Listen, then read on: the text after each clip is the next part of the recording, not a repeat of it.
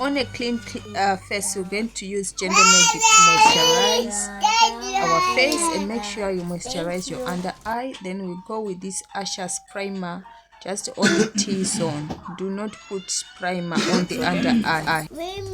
Then I'm using the beauty sponge to just blend my foundation.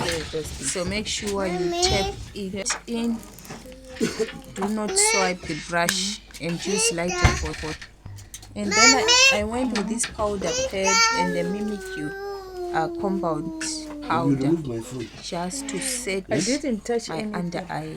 Listen, because this powder was too white, I didn't use concealer, so I'm just setting exactly on the places where it's needed to be highlighted. And I'm using this powder as a blush. So if you don't know where to put blush, you just smile and you are directed. With my black pencil, I'm just outlining the exact shape of my lips. So you can use brown for this. And then I'm lining with this same pencil on the exact waterline. Guys, this is to take your eye to the next level. So I'm doing my eyebrows now. So to avoid a harsh line as a beginner, you can use brown.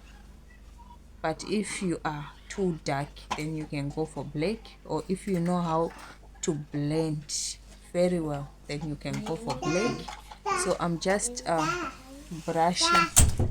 If you don't have this kind of a spoolie brush, you can use your toothbrush. And then right now I'm using a flat brush to just clean. So you can use foundation to clean on top of your eyebrow. If you use concealer, make sure you blend it very well to just fade that harsh line. So I just applied concealer on the eyelid, and I'm using that same pencil to just draw something like a wing out. Then I'll use a soft brush just to blend it. So I'm using that soft brush to blend so that we can fade it and make it a soft wing eye. So when faded, it's a soft wing eye. So I just blend just to remove those harsh lines. And then we are going with this white shimmery powder. Shimmery is something like a glittery powder. So we are using this white shimmery eyeshadow. Then I'm going with the purple lipstick in between my lips, and I rub my lips together, and I'm using mascara right now. And right now I'm applying glue. Just check exactly where I'm applying glue.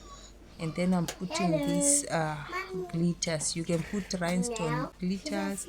So I was using this to pick it and applying just like that, You can use water, you can use toothpick to just pick your glitters. So you just do what is easier, what is working for you. All we need to know is the glue is picked and the rest is picked. Then we go for the lashes.